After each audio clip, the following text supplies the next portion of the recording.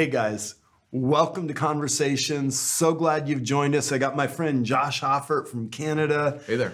That is here, and we just finished up a really good conversation. So if you didn't watch the last episode, you're definitely going to want to go back and find that on the YouTube channel, on the app, wherever you're watching this. But we wanted to step into something that kind of came up during the last conversation in how our wills get submitted to God's will and what that looks like. Right. Because that raises some of the dangerous things in Christianity and some of the beautiful things in Christianity. And so it'd be great conversation to explore. Yeah. So, I mean, let's start with some of the encouragements. That's a good way of saying it. Yeah. Some of the encouragements of the Desert Fathers to bring our will into submission. I think this morning you were telling me a story about one of the fathers being asked, which of these three? Yes. Yeah. Which of these three? One of the fathers was asked in these 4th, 5th century, somewhere in there. One of these fathers was asked, which is the best way of approaching the spiritual life, basically, right? Who their language would be, who earns the greatest reward is the language that they would use. But they really essentially, what's the best way of approaching the spiritual life? And the first guy, they go, one guy, he served the poor with everything that he had. And another guy, he went and he dealt with divisions within fractured relationships and helped that. One guy fasted, extravagantly fasted, and then said one guy spent his whole life submitting to his spiritual father. And they go, which one's the best one out of all those things? And this father thinks about it for a moment and goes, well, it's the guy who submitted his will to the Father because he chose not to practice his own will. He chose to practice the will of another. And so in seeing that, what they saw was the model of Jesus in the Garden of Gethsemane, saying, not my will, but your will be done. Yeah. And so in the midst of the not my will, but your will be done, that spiritual father can say, go serve the poor, go do these things. Right. And it's not a facet of my own creating and my own, and it's not saying that those things aren't good. He's saying, but the greater path is to submit your will so that you're not practicing your own will, you're practicing the will of another. Yes. Saint Teresa of Lisieux. Yes. She wrote this book, Little Flowers. Yeah. And it came out of this whole revelation that she'd received in her life. She'd pursued the presence of God literally from a very young age, like 5, 6 years old. Yeah. And she'd gone after God, but she would get into these situations where people would make demands of her or treat her wrongly. And she had this thing rise up in her heart. And God began to show her, if you submit your will to me in this moment, every time you submit your will to me in this moment, it becomes a little flower in the garden. Yeah. Wow. That I walk in when I come to visit you. And I will smell the fragrance. Yeah. Wow. And it was such a beautiful picture of just how can I bring my will into that place where it's so totally submitted, where the will of myself to defend myself, to protect myself for self-interest is completely gone. Yeah. But that leads us into one of the errors. Okay, so I don't want anything. Right. Which is Zen Buddhism. Zen Buddhism, the highest form of spirituality is you have no attachments. So you have no desires. Yes. You have no desires for relationships, for friendship, for anything. You're totally emptied. You empty yourself of any desires, and that's the highest form of spirituality. Right. But that is absolutely opposite of what God has asked us to in the midst of submitting our will. Yes. So talk about that a little bit. Yeah.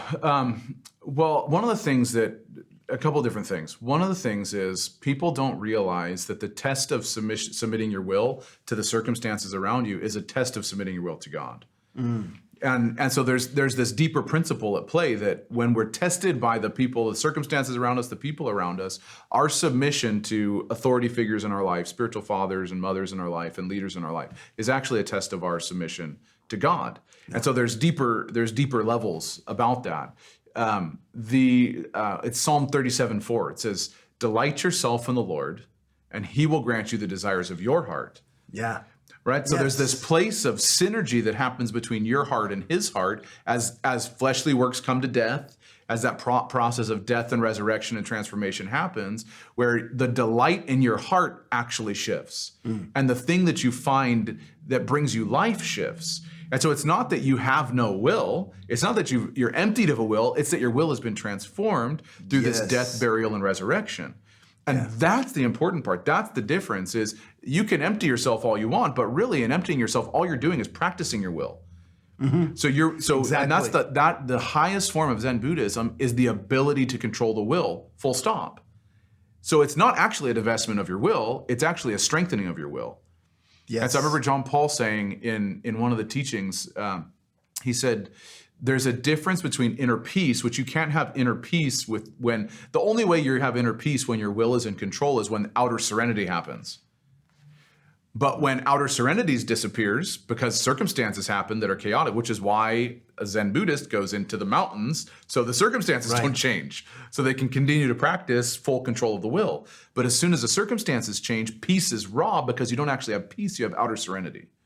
Come on. So it's actually about the transformation of the will so that you see all things in God. I shared this with you this morning. One of the Desert Fathers, Benjamin, at the end of his life, he said, the three most important things for you to do are to give thanks in all things, to pray unceasingly, and to find joy.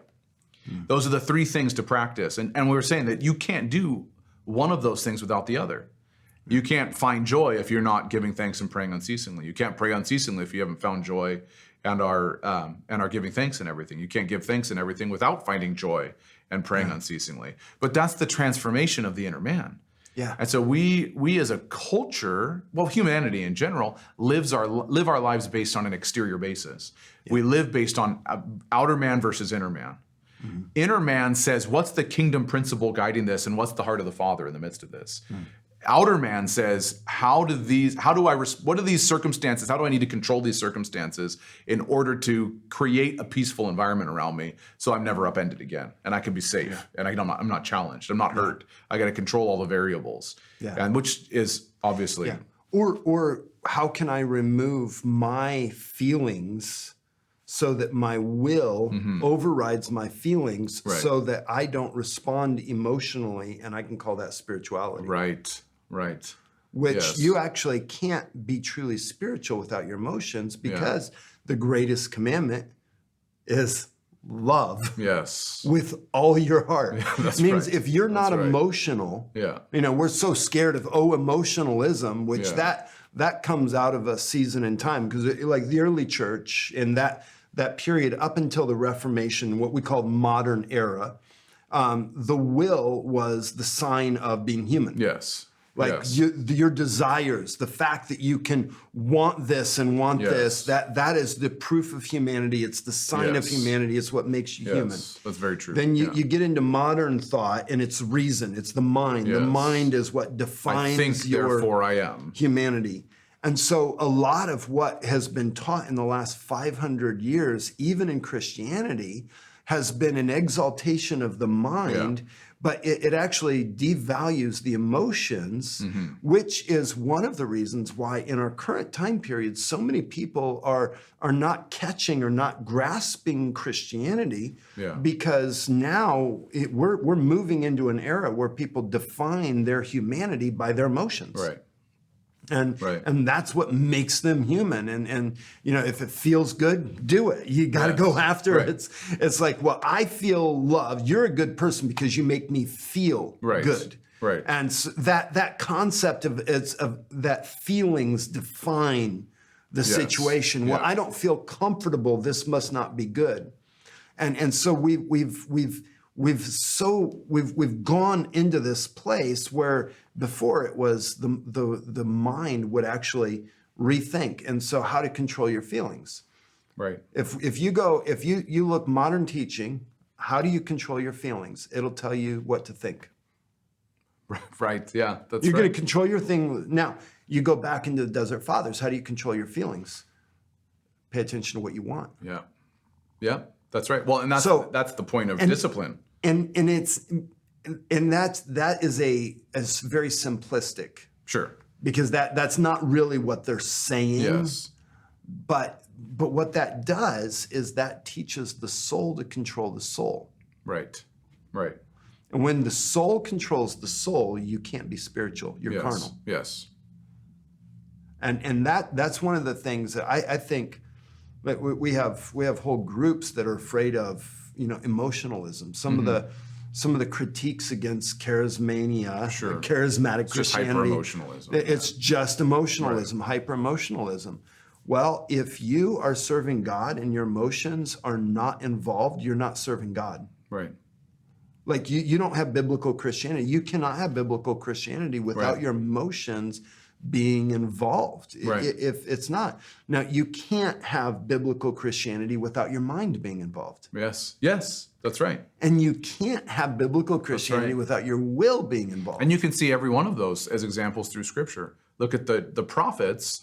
Oftentimes the prophetic utterance, especially in the historical books in the Old Testament, Samuel is oftentimes moved to tears. Yeah. He's driven by the emotions of God. Yeah. His heart so resonates with what's going on in God's heart that he can't help but just weep and lament. I mean, you look at Jeremiah in the book of Lamentations. Yeah. A whole He's- book called I know, Lamentations. exactly. Like- He's driven by the emotions Yeah. of God. It's not, the prophets never think that they need to remove the whole experience of emotions. It's about the transformation and the reforming of the inner man. Yeah. It's that death, resurrection, Yeah. that whole process. One of my favorite C.S. Lewis quotes, he says, it's not that God finds our desires too strong, but that they're too weak. Mm-hmm. We desire after small things like sex and food and these things, when God has called us to have higher desires, a higher form of desire. Yes. So it's not the removal of desire, it's the ordering of desire. But you can't order it until it dies and comes to resurrection, like you started. One of I can't remember which father it was, but one of the fathers, they taught that the lust for wealth, the lust for pleasure, and the lust for material gain robs the soul of the energy necessary to pursue God. Say that one more time. So That was so good. The lust for pleasure, the lust for wealth, and the lust for material gain robs the soul of the energy necessary to pursue God wholeheartedly. Yeah. Now, I love what that does to the prosperity gospel. Yes, that's right. So, well, like we talked. Well, it brings it back to a biblical context. It does. Yeah, we talked in the last conversation about Abraham being radically blessed and John the Baptist being radically blessed. Radically has nothing blessed. to do with material wealth. Had nothing to do. Nothing. But for one, the sign of blessing was wealth. Yes. And for the other, the sign of blessing was favor. Yeah. Like Abraham, he had his family, he had his group, but he didn't have crowds coming to him. Right. John the Baptist right. had crowds coming to him. He had disciples that were coming. Like, we want to know about your relationship with God. There was so much favor that was on his life. That's right. But I mean, he's eating locusts and honey. Yeah. And he's wearing camel hair garments. That's right. Like, hey. He doesn't fit in the contemporary preacher mode, right? He doesn't have. Which is exactly what Jesus said, because it was the same mode that the Pharisees had. That's right. Yeah. It's like, well, you could tell how blessed you are by how much money you are, and so but what did you come out to see? Yeah. Did you come out to see a man clothed in rich garments? No, you find that in the king's palaces. Yeah, that's right. What did you come out to That's right. see? Something blown by the wind? No. Yeah. You came out to see a prophet, someone who spoke the word of God, who had right. relationship and communion with God, and it was enough. It was enough. Yeah. And that's the blessing, and that's actually when God told Abraham what the blessing was going to be, he goes, I will be your very great reward. Yes. Yes. I will be Right. your very great reward. It was God himself that was Right. the blessing. Right. See, when our will gets in the way, that particular one says, I'll be your shield and your exceedingly great reward. That's what the Lord says. See, when our will gets in the way, when it's not transformed, we take up our own defense. And so we Yes. actually negate the role of God and something he longs to reveal about himself to us, because we defend ourselves when he says, I want to be your defense. I want to be that for you. And we're like, and really what it really underscores, do I trust him or not? Right. Do I trust him to be my defense? Because his defense doesn't look like I want it to look. Yeah. And it's not fast enough. Yes, and the reward doesn't look like I want it to look. Yeah. Because I want the reward to be monetary gain or material wealth or whatever, right? But maybe he goes, well, let's increase your anointing so that when you pray for the sick, they're healed. But are we willing to then sacrifice the momentary hit in our reputation, in our finance, or whatever it happens to be, to gain the immaterial reward, which is the increase of his spirit or the increase of anointing, whatever happens, what he determines. Or one of the things that I've been, just really realizing is so important that we've missed in our world. What if the reward doesn't show up until we get to heaven? Yes. Like what if the reward is you're not going to get a greater anointing, you're not going to get greater wealth, you're not going to get greater favor. I'm going to let you sit in obscurity. Yes. And barely get by. But when you get to heaven, I'm going to give you authority. Yes. Yes. And we get to judge angels. We get to judge nations, the Bible talks about. Yes. But not everybody's going to.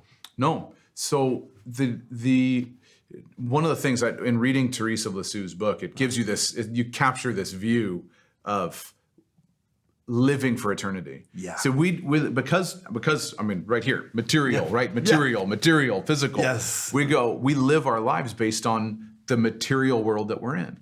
And what we don't is, this is what we think. We think God is invested in our material, temporal comfort, but he's not. Yeah. God's not invested in that. Every now and then it comes out, but God's purpose is to get you from point A to point B. He wants to get you across the finish line. His investment is in eternal reward. His investment isn't immaterial. He's not so much concerned about your temporal comfort as he is about your eternal destination. Yeah. He's way more invested in that. And so what's the process? Some people, the process they go through is different. And some people, everybody goes through a different, unique process. He's custom tailored your life for you. Yeah. And we just get this so mixed up because of the things that we want, what we want, what we feel, and what we think. And we just get all this stuff messed up about what does it look like to serve God and follow God? Well, it looks like, how am I planning for eternity? How am I vision for eternity? What am I doing that impacts a life of eternity? Yes. And we just don't think that way today. Yeah. Yeah. We need to. Yeah. Because we miss out on so many things. I mean, the Sermon on the Mount, Jesus is talking about, okay, here's your spiritual life, your fasting, your prayer, your giving. Yeah. These are the major areas of your spiritual life. Mm-hmm. Make sure that you're not doing them for something that you're going to get in this side. Yes, that's right. If you've done it, you get your own reward. Because if you get the reward here, you won't get it there. That's right. And I used to be an investment banker. Yes. So I worked as a personal financial advisor. I wasn't an investment banker. That's a very particular role. But I did investments. I worked in a bank. Yes. Yes. So I understand the investment world. And one of the things that I understand, and I would constantly be trying to teach my customers, my clients, is compound interest. When your interest makes interest, you begin to move into multiplication. Right. If you are making, and I can't remember the exact number right now, but I think it's 7 point something % a year, and you take out that interest. Let's say you've got $100,000. You take out that interest at the end of every year. Mm-hmm. You've got $70, let's say $72 every year. And after 10 years, you've got $720 that you've made on your money, on your $10,000. Now that would be $1,000. The $1,000, you got $720. Mm-hmm. Not bad. Right. Now you leave that money in there after 10 years. Now, instead of having $720 that you've made and you've got $1,720, you've got something like $1,400 because your interest makes interest. Right. And what we've done is we've given up our interest because we take it out of our account and we spend. Okay, here's let me get this. Can you tell me how spiritual I am? Right. Tell me that I did a good job. Did I preach really well? Yes. And now I've gotten my that reward from you. Right. And it doesn't have to wait till I get to heaven. Right. And you've already told me, wow, you're so anointed. You did such a good job. You did what God Yeah. wanted. And then when I get to heaven, God doesn't need to. In the parable of the wedding feast, Yeah. right, which is a great analogy for this. Yes. It says the father sends, or the master who's doing the wedding feast for his son sends out his servant to invite all the people in, right? And the people give him 3 excuses. Yeah. They say, the first one says, well, I've just bought a plot of land, and so I can't come in. I'm too busy managing it. The second one goes, well, I've just bought 5 oxen, so I can't come in. I'm too busy managing those. And the third one says, I've just gotten married, and so I'm too busy with my relationship. I can't come in. And so then it says, the master gets frustrated. It says, go out into the highways and the byways and call both the good and the bad in. Yeah. Right? Call the ones that are disqualified in. Yeah. That would disqualify themselves, both the good and bad, right? Mm-hmm. And I was meditating on that, and I realized that the person with essentially what edged people out of the wedding feast was the way they thought, the ideologies they held, the material wealth that they carried, and the relationships around them. They found identity in all those 3 different places. And they said, I'm too busy thinking a certain way. The plot of land that I own, Right. this is my mindset, my thought process. Yeah. I've derived identity from that. I'm a landowner now, and so this isn't important to me anymore. Yeah, I'm too busy making sure that I have what I need to live. Yes. So I found a different process for finding identity, and that actually precludes me from the place of intimacy. And so I no longer think about getting over here. I think about what I have right in front of me. Right. But I define myself by my relationships. I define myself by the things that I own. I'm an Apple person. I'm an Android person.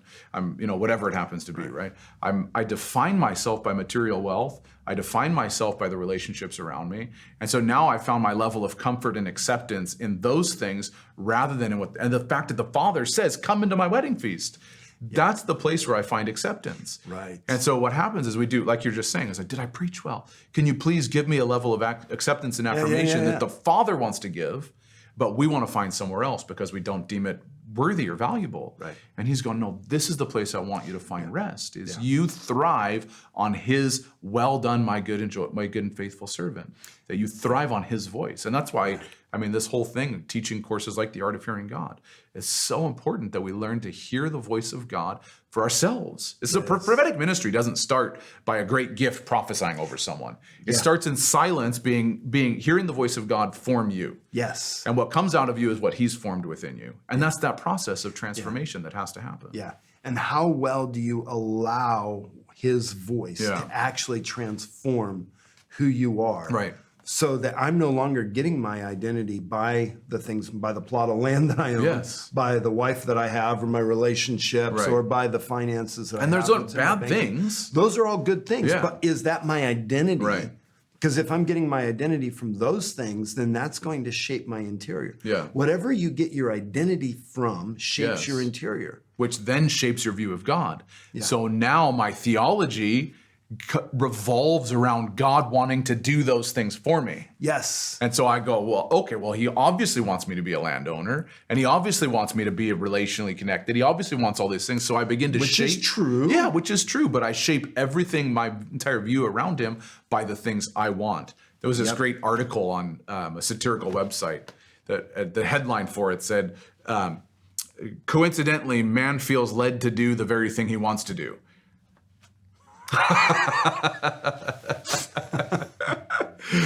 Yes. Yes.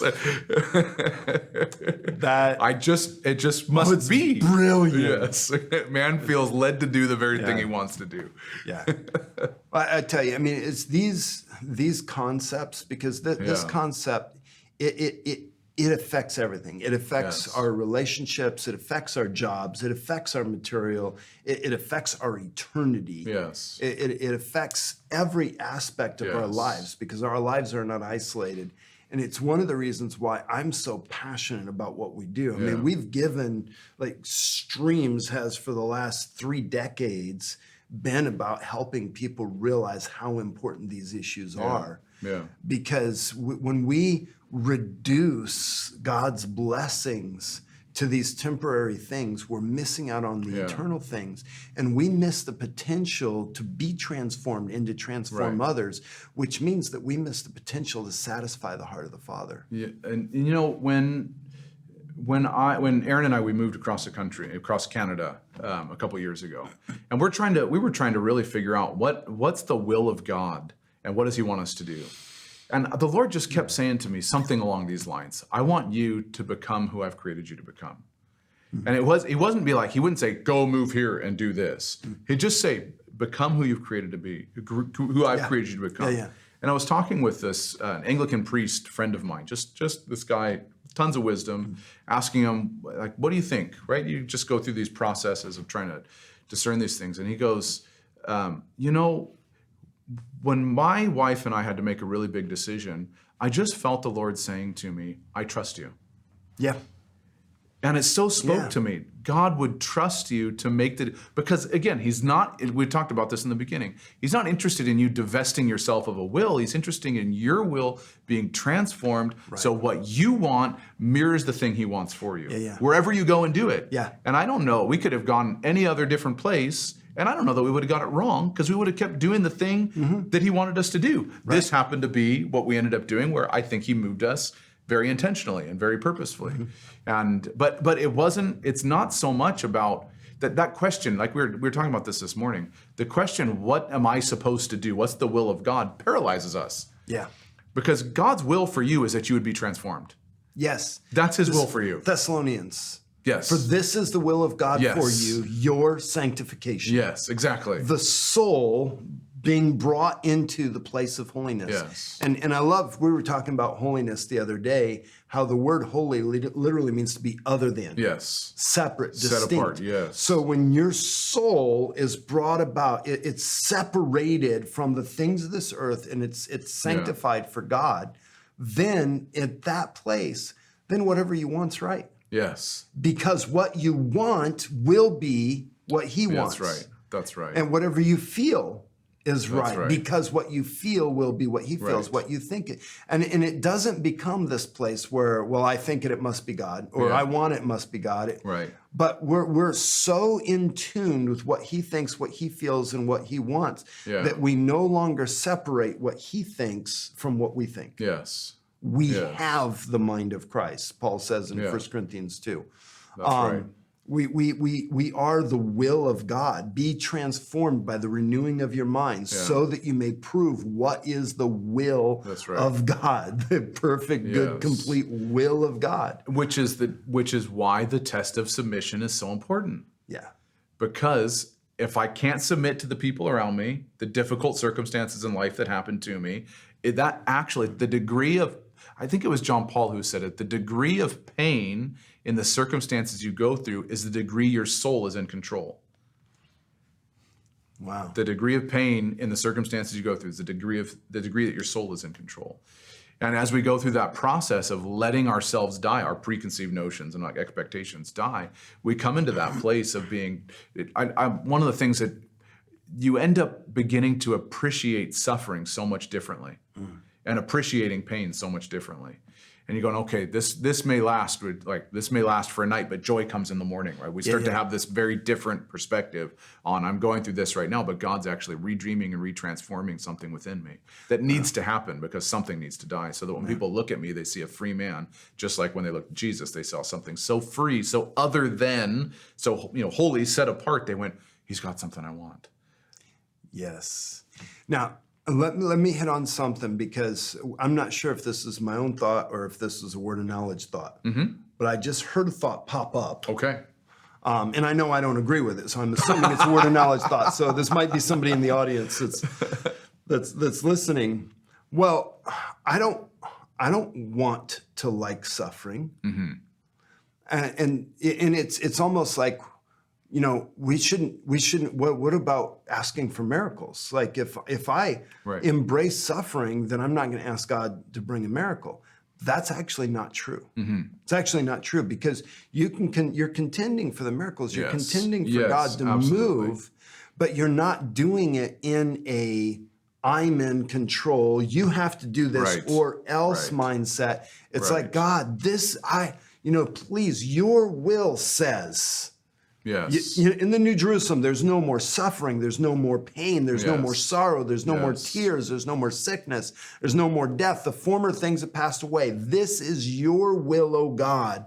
let your will be done. And we're holding on to his will in that situation. But in the midst of that situation, our idea, oh, this is how it's going to turn out, is not what is ruling us, Yes. but our knowledge of his will. Yes. It says in Proverbs, says that hope deferred makes the heart sick. I figured out one day a way to guarantee hope gets deferred. How's that?